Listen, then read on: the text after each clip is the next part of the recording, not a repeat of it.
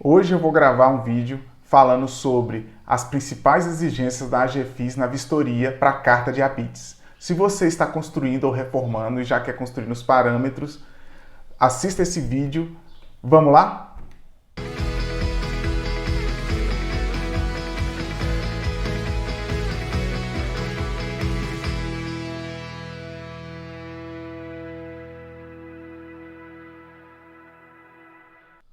O que regulamenta a vistoria da AGFIS está no artigo 142 do decreto 40154 de outubro de 2019. Neste artigo, ele relaciona todos os pontos. No primeiro ponto, a conformidade da obra com os parâmetros urbanísticos. O que será avaliado aqui? Será avaliado se a construção atendeu os parâmetros de afastamento, os parâmetros de permeabilidade, de ocupação. Eu vou mostrar para vocês aqui no Geoportal como a gente analisa isso, e se vocês acharem que eu devo gravar um vídeo sobre o Geoportal, deixa no comentário aí que eu gravo um vídeo explicando como é que ele funciona. Então vamos lá? Aqui o Geoportal eu peguei como referência uma casa de um lote de 300 metros quadrados na QNA 27. Nesse lote, a taxa de ocupação é de 80% no máximo, taxa de permeabilidade 10%, altura máxima 10,5 metros e não é cobrado aqui nem afastamento fundo, nem afastamento frente, nem afastamento lateral. E na situação é proibido marquise. Outra coisa que vai ser avaliada também é se a construção está de acordo com o projeto que foi dado entrada lá no sistema SEI. Então, eles vão olhar se a área construída, de fato, está de acordo com o projeto. É importante vocês verificarem também isso, a conformidade do projeto com a área construída. Se houve alguma alteração, o projeto deve ser alterado e enviado o projeto corretamente lá para avaliação da AGFIS. O outro ponto que eu quero tratar com vocês, eu vou pular esse aqui, a acessibilidade de áreas de uso comum, que é um negócio mais extenso, eu vou deixar para falar logo depois. É o espaço público contínuo ao lote. O que será analisado aqui? Se houve algum avanço em relação à ocupação de área pública. Aqui que é muito comum aqui no DF, o pessoal colocar aquelas grades, né, que invadem ali, invadem a frente do lote, né, para a parte da calçada. Então isso não vai ser admitido e é lógico que eu aconselho vocês a tirarem primeiro, reverterem essa situação antes da visita da AGFIS, que corre o risco até de levar uma multa. Então é importante vocês ficarem atentos a isso. O outro é sobre a acessibilidade de áreas comuns. Nessa parte de acessibilidade das áreas comuns, área comum, aqui nós vamos falar sobre um dos assuntos um pouco mais complexos, que cabe uma regra que é a NBR 9050, que ela fala sobre a acessibilidade de edificações e aqui mais especificamente sobre calçadas. Então vamos dar uma olhada aqui na NBR 9050 e no item 6.10. Então aqui nós vamos tratar sobre as calçadas, que é um assunto peculiar que a AGFIS vistoria. Nesse item, ele salienta que o piso deve ser conforme o 6.1. E o que está escrito lá no 6.1? Dizem que os pisos devem ser de superfície regular, firme, estável, antiderrapante, sobre qualquer condição que não provoque debilitação de dispositivo com rodas. E aí coloca entre parênteses, cadeiras de rodas e carrinhos de bebê. Então, o que orienta a construção dessa calçada? Primeiro, a calçada ela deve ter inclinação transversal máxima de 3%. Eu vou mostrar aqui para vocês como deve ser essa inclinação transversal. E deve ter uma faixa livre, aqui no item 6.10, deve ter uma faixa livre de recomendável de 1,50 e de no mínimo 1,20.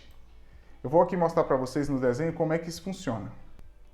Então, a inclinação transversal, aqui eu vou mostrar para vocês, a inclinação transversal é essa aqui, da parede até a rua. Ela não pode exceder os 3%. Então é ideal que ela esteja aqui esteja nivelada com o meio-fio. Com o meio-fio a parte mais alta, né, do meio-fio. Beleza?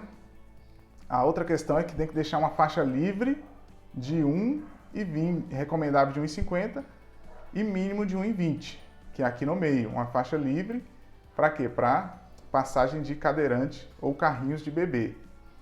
É importante falar também, é importante vocês saberem que muitas pessoas colocam aqui na calçada uma rampa aqui de concreto. Isso, pessoal, não é permitido sobre o asfalto. Isso, pessoal, não é permitido. Então, esquece essa ideia de colocar para facilitar a entrada. Isso não vai passar na vistoria da AGFIS. E quais são as exceções às regras? Então, a calçada, se eu tenho que deixar no mínimo 1,20 e existe uma indicação que tem que deixar uma faixa de transição para a entrada do carro na garagem de 70 e o meu fio tem 10, então isso tudo dá 2 metros. Saiu uma nota técnica falando que se a calçada, em toda a extensão dela, tiver menos de 2 metros, isso contando com o meio-fio, você não pode ser cobrado. Vamos ver aqui o que fala na nota técnica. Então, essa nota técnica agora de setembro de 2020 fala que aqui, ó, quando a calçada no projeto urbanístico tem largura inferior a 2 metros, se torna inviável a execução do rebaixamento do acesso dos veículos de 60 da faixa de serviço e faixa livre de 1,20. Então, aqui ele fala, ó, não deverá ser exigido do proprietário a execução de uma calçada acessível. Então, isso não vai ser exigido do proprietário. Então, é uma exceção à regra, né? A AGFIS pontuou isso, eu achei até legal. Então, se a calçada não tem os 70 centímetros de faixa de serviço, que é 35 para um lado, 35 para o outro. Normalmente coloca 35 aqui e 35 aqui para acesso do veículo. Tem que deixar o espaço de 1,20 no mínimo. Então, se a calçada não tem em toda a sua extensão, não tem 2 metros contando com meio fio, você está, a norma fala que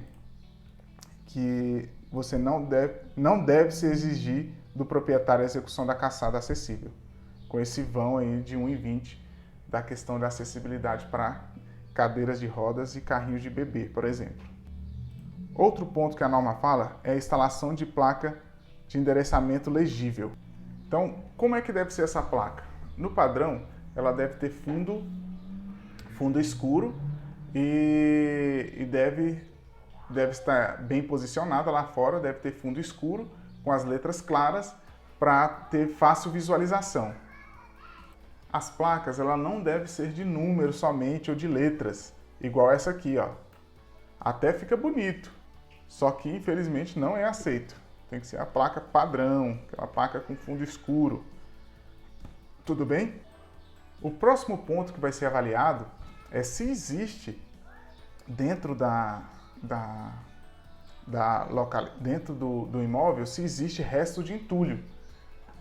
Então, o que vai ser feito vai ser uma vistoria pós-obra, né, de conclusão de obra para emissão de carta de habite. Então, o entulho não deve existir naquela localidade, não deve ter entulho ali em volta. Então, vai ser, se tiver resto de cimento, resto de tijolo, isso tudo não vai impedir que a carta seja emitida. Então, é importante retirar tudo isso. Até mais um vídeo.